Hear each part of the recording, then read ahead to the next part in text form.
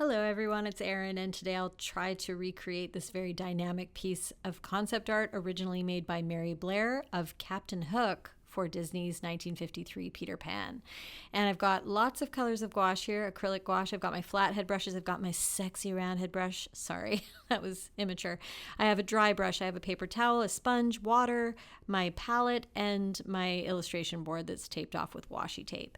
And I'm starting with the sky, the background. I've got white, cyan, black, and yellow. And I mix the black and white together first to make a gray, a value, a shade, a tone. Tone is the right term. So I made a gray tone and then I added cyan and a tiny bit of yellow to make this greenish, desaturated sort of sky. But we need to make more variations of the same hue. So we're going to add a little bit more yellow, a little bit more white. So it's a higher value, more greenish version of the sky color. And we're doing this because this sky has a lot of variation through it. You could say that it has modeling. It has these dry brush areas. It has darker areas, lighter areas that really add to the sort of dynamic, moody feel of the piece. We're now putting in the darker streaks that you can see here. And I start with my brush on its side. I've got my larger flathead brush. And then I'm going to use the edge of it to bring in these sharper streaks, which I then smooth out using my smaller flathead brush that is dry.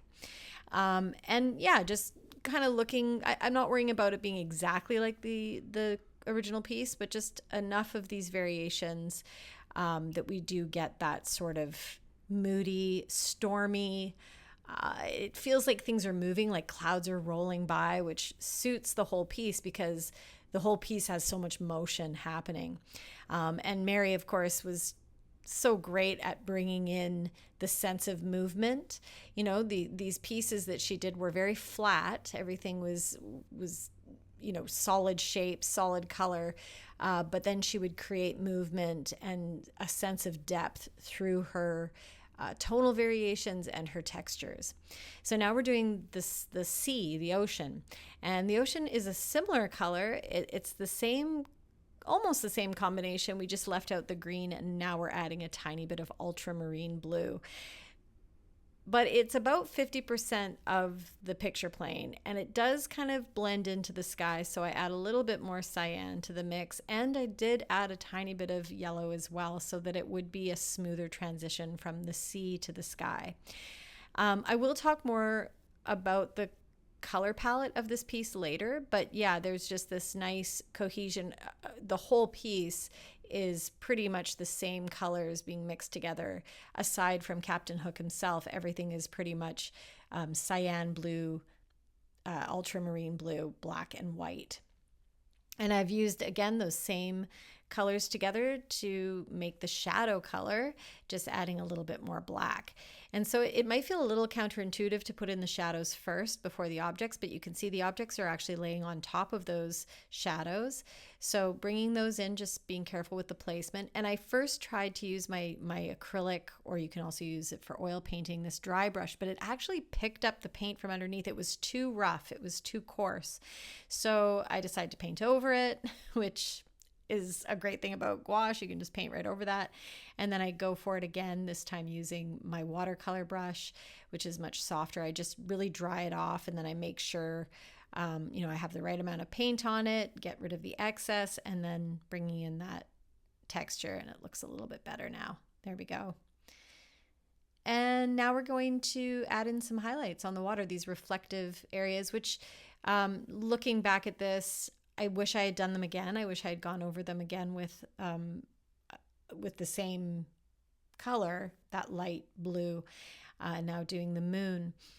Something that frustrated me while doing this piece was that I couldn't get my light blues to be punchy enough, like to have enough saturation, brightness. And I'm very curious as to how Mary was able to get these really bright light blues. So here I am trying to mix a bit of yellow into it, thinking, oh, if it's a little bit more green, maybe it will be more saturated. But in the long run, I mean, it looks okay. It's just, as you can see here in the original piece, that blue is so bright. Yeah, so I'm going to look into how to get that nice bright blue. Because this mixture, there's no black in that mixture, so I don't know what's desaturating it, why it isn't as bright. But as you can see, I keep trying. Now we're mixing up Captain Hook's skin tone, which is a peachy color. So I'm using white, true red, primary yellow, which is a little bit more of a warmer yellow, and some ultramarine blue to tone it down. And what I decided to do with this piece is, I'm trying to figure out exactly where he is on the picture plane here. And I'm going to start with his face. And as always, I focus on shape rather than thinking of this as a face, which might, screw me up a little bit because you get intimidated, right? Like, a face is so important. We want everything to be correct. So for me, the best way to do it is to focus on just the shapes and the negative space in between, like his nose, his upper lip. And I know I talk about this in every video, and I'm sorry if you're all getting sick of hearing me say, just focus on shape rather than what it is. But what I decide to do is I decide to block in his whole body. So really the only parts that show in this color at the end are his hand and his face. But I block in his arm. I decide to block in, the chest area, the jacket, the leg, going across to his knee and then down to his calf and his leg there, and then his shoe. Now, I don't love the way I did his shoe there. I feel like it's too close to the leg, so later on I paint over it. If it was traditional gouache, I could just wet it and get rid of that, but with acrylic gouache, which is what I use, it does dry and then it can't be reactivated. So I just paint over it later with some leftover sky color. But you can see that I'm using this light peach tone or this light peach color to block in the whole body, because I'm just going to paint right over that with the bright reds and the other colors. But yeah, it just allows me to sort of know where things are. Once everything dries, I can do a second coat of his face and his hand. And then I can start to mix up that lovely bright tomato red color for the jacket. So just quickly about Captain Hook, because this is our villain for this week's episode of Disney Villains. What a strange character. I just rewatched Peter Pan the other night, and it was really hard to get through the whole movie, to be honest. Like, I appreciate the style of it so much. Mary Blair was... she was the color stylist and did so much of the concept art, which really comes through in a lot of the backgrounds, especially when they're at Neverland, and some of the color combinations. And that was exciting to see for sure. But the actual movie itself was a little bit, I'm not going to say it was triggering, but it was like, oh yeah, this is hard to watch, because not only is Captain Hook kind of a dysregulated mess, like he's just so fragile and angry. But also there's a lot of commentary around, or not commentary, but there's a lot of jealousy in the movie, a lot of like women vying for Peter Pan's attention, and just the whole thing was actually pretty annoying. And it is problematic in a lot of ways, but Captain Hook, style-wise, really cool character. And speaking of style, this color, I love this color. I used it in the last video. It's luminous red. I mixed it with some yellow, a little bit of true red just to give it some depth, but it really helps to create this vibrant tomato red. And here's where we're going to talk about Mary's color. I'll go back to saying a little bit about Captain Hook, but her color and her use of this dry brush effect. So let's talk about the dry brush effect, because I'm doing it right now. So what I'm doing is I'm taking the brush and easing up on the pressure as I stroke away from the body. So as I ease up on the pressure, the brush is just lightly gliding across the surface, and the surface has texture because of the gouache underneath of it. As I lighten up on the pressure and I'm picking up that texture from underneath, I get this lovely sort of dry brush look without using a really dry brush. However, I could have gone into my paint with a drier brush and achieved a similar look. I don't love the way mine turned out. I feel like I should have waited for the whole jacket and hat to dry completely and then done another coat with that technique of easing up on the pressure, but I was impatient, so you can see how it doesn't really transition very smoothly. But when I bring in the shadow, that helps. That kind of creates a sense of cohesion and kind of covers up where things didn't look very, where it just didn't look right, in my opinion. I'm now adding some white to the same mixture, the luminous red and a little bit of yellow, to do these highlights here on the jacket. Now let's talk about the color combinations that are being used in this piece. So Mary was credited in this film for being the color stylist, and this outfit that he's wearing is just so gorgeous, these colors. So we've got the tomatoey red, and now we're using primary magenta with white and a little bit of ultramarine to make this very cool pink, almost a lilac color. And this light lilac is the complementary to the sky color. So green and pink, or green and red, really they're complementaries, right? But that green and that pink are true complementary, whereas the tomato soup red and then that kind of bluey green are true complementaries. But basically this whole thing is complementary because we've got the warm reddish color and then the blue greenish color, and those are the two colors that make up this entire composition. Just different sort of values of these and different tones of these two hues, right? So when we say tone, we're talking about the amount of gray that is in a hue. When we say hue, we mean the actual color. And when we say value, we're talking about whether it's lighter or darker. So we have a combination of values, different values, different saturations, different tones, but we're really just using red and cyan. So hopefully that makes sense. We do have a little bit of yellow here, which is on the cuff. So this would be like an accent color. And this yellow, we did mix a little tiny bit of black to give it some depth. We added a little bit. I think I added a tiny bit of red as well. And then white and yellow for the highlights there.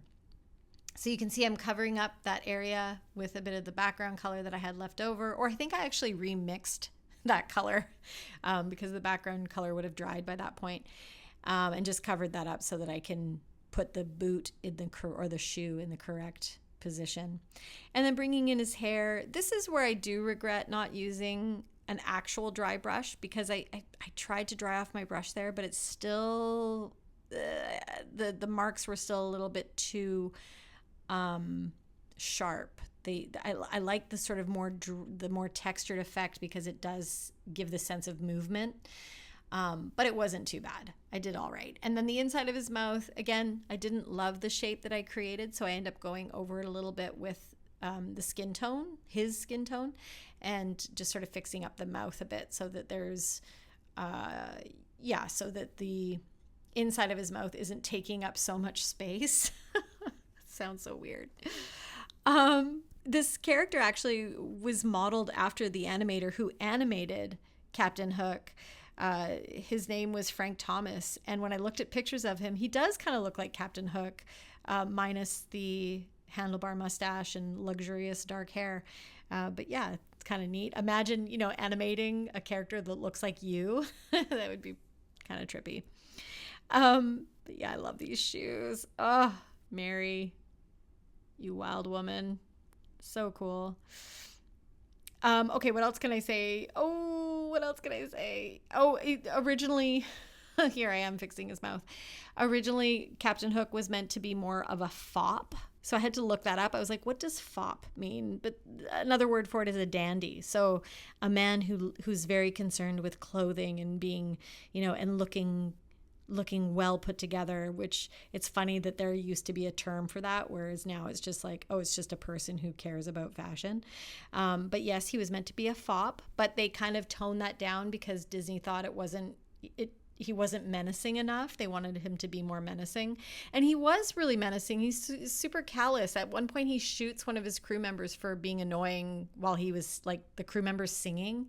and Hook gets annoyed with him and just shoots him, just kills him. But then you find out that Hook is angry and he's got issues because Peter Pan chopped off his left hand and then fed it to a crocodile. And now the crocodile has this like insatiable bloodlust for Captain Hook because I guess he found his left hand so delicious he wants to consume the entire body, and that's why he's chasing him down for the rest of the movie, and why in this piece he's trying to eat Captain Hook. So yeah, I'd be pissed off too. And Peter Pan is kind of an irritating character. He's like a boy, a man who won't grow up. No, but he's like perpetually immature, and although he does save Tiger Lily and he cares about his friends and all of that, but he's like, immature and selfish, and all these girls are like fighting over him and they're all being mean to each other, and the whole vibe of the movie kind of sucks, but the animation's beautiful. And Mary Blair was a genius, and that's what we're going to focus on. Okay, now we're going to paint the crocodile, which is again the same hue, the same colors. We've got cyan, we've got black, we've got a little bit of ultramarine, and it's just a darker value, so there's more black. And I'm really enjoying using my brushes here, my flat head and my round head, to create these painterly marks that are very gestural and allowing my brush to sort of dictate those shapes, right? Like the end of my brush really is the same shape as the eyes and the snout, and pressing down a little bit more on my brush to get those thicker areas like his jowl or like the bottom of his face, and then easing up on the pressure at the ends to get these nice little swooshes for the claws and the end of the leg. Now the whole thing is a bit squished, I have to say. I wish the alligator was not so squished. The placement's off a little bit, but again, not a big deal by the time I put in the black details over top, and I put his underbelly on and all of that. It really comes together in the end. Yeah, this crocodile, it also ticks when it swims. Like there's like this tick-tock thing, and I kind of I didn't watch the rest of the movie, so I don't really remember why it does that. But I do remember when I was a kid, I used to go to McDonald's, and down in the basement, they would play this clip of the crocodile trying to eat Hook, and they would just replay this one part of Peter Pan over and over again. Does anybody else remember that? Like when McDonald's had a playroom?